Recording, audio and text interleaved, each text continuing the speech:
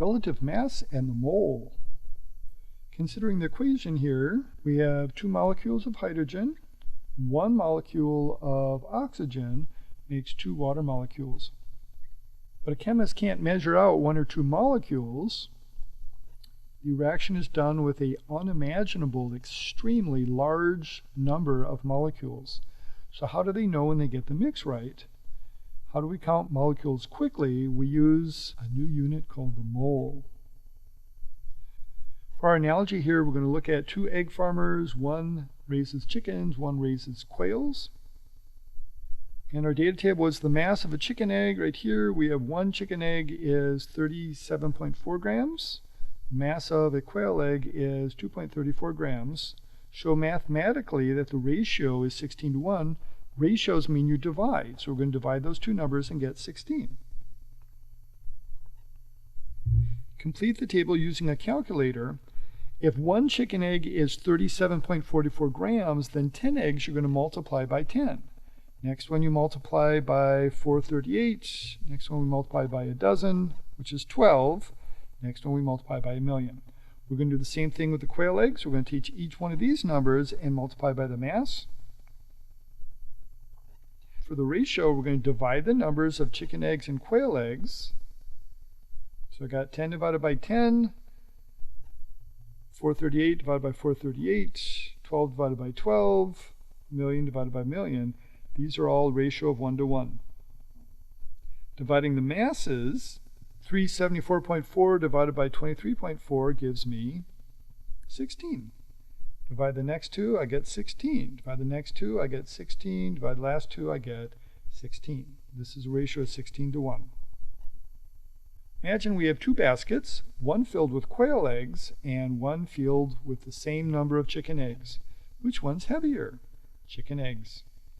How many times heavier? 16. The ratio is 16 to 1. If 1 chicken egg weighs 16 times more than a quail egg, then 14 chicken eggs is going to weigh 16 times more than 14 quail eggs. Ratio is always going to be 16 to 1. If we had 32 kilograms of chicken eggs, how many kilograms of quail eggs is that? Since it's a 16 to 1 ratio, we're going to divide by 16 and get 2 kilograms. What if we weighed 32 pounds? We do the same thing. 32 pounds divided by 16 is 2 pounds.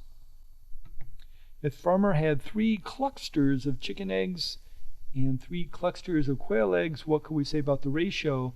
That ratio is always going to be 16 to 1. It doesn't matter what unit label we're measuring them in. It's always going to be the same.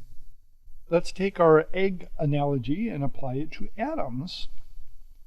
Like the eggs, different atoms of the same element have slightly different masses. Remember, they're isotopes. The periodic table lists the average mass for the atoms. The masses are recorded in atomic mass units, or AMUs, which is approximately equal to the mass of a proton. So now we're looking at the table where we're looking at atoms instead of eggs, oxygen and sulfur. So here we're looking at atoms, oxygen and sulfur, instead of eggs. What is the ratio? We're going to divide the 2 masses. 16 divided by 32 is 1/2, or a 1 to 2 ratio. Fill in the table. So we have 1 AMU for 1 atom. 10 atoms is going to be 10 times that. So we're going to multiply all these numbers by 16. We're going to multiply all these ones by 32. For the ratios, we're going to divide the number of atoms divided by number of atoms. And for the masses, we're going to divide the AMUs by the AMUs. Notice that the ratios always come out the same. When 2 samples contain the same number of atoms, the ratio of the sample masses will be equal to the ratio of the atoms' masses. Why is it not necessary to know how many atoms are in a mole? It doesn't matter, because that ratio is always going to be the same. So what if we are measuring in pounds instead of AMUs?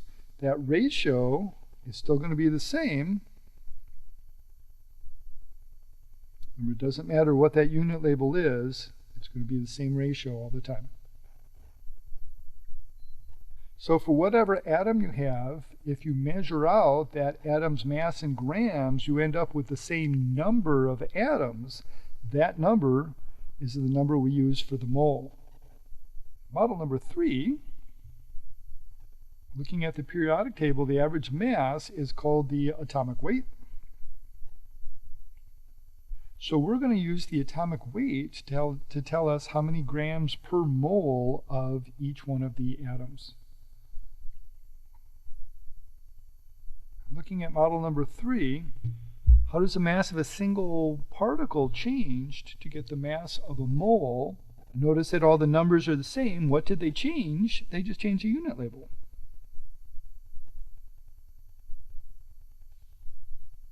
Which sample contains more atoms, 18 AMUs of water or 18 grams of water?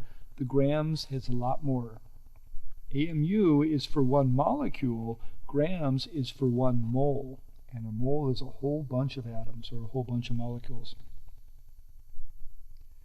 The formula mass for iron 2 sulfate, FeSO4, is 151.9 AMUs. What is the molar mass in grams? It's going to be the same number, 151.9 grams. Use the periodic table to calculate the molar mass of ammonia.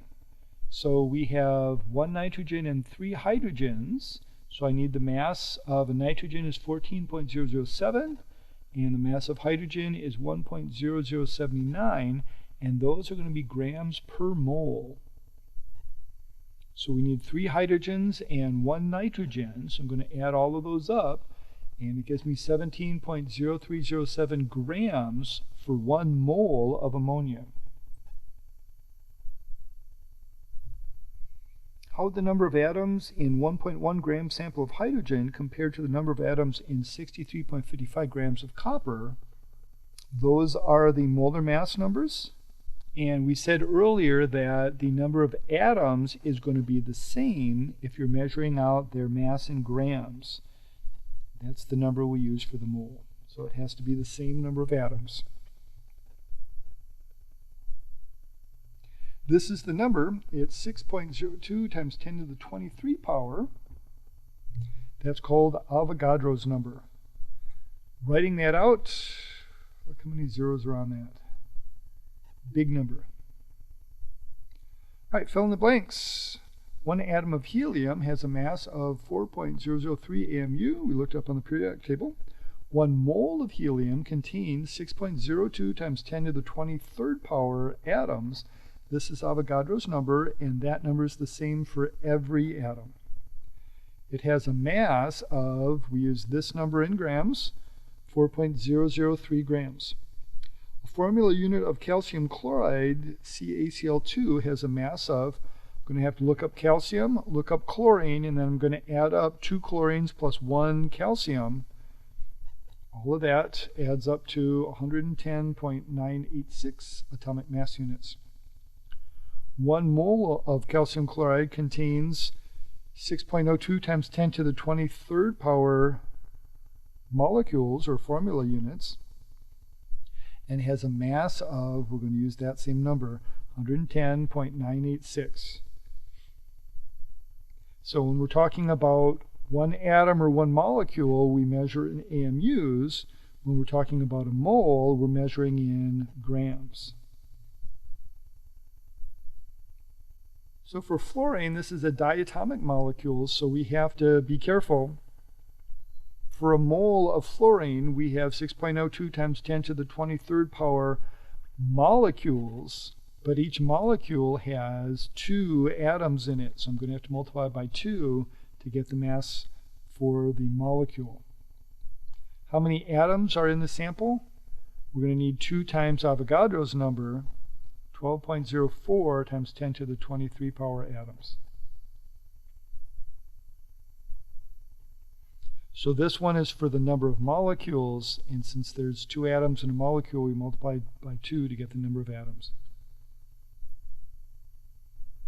The mass of 1 mole of lead is 207.2.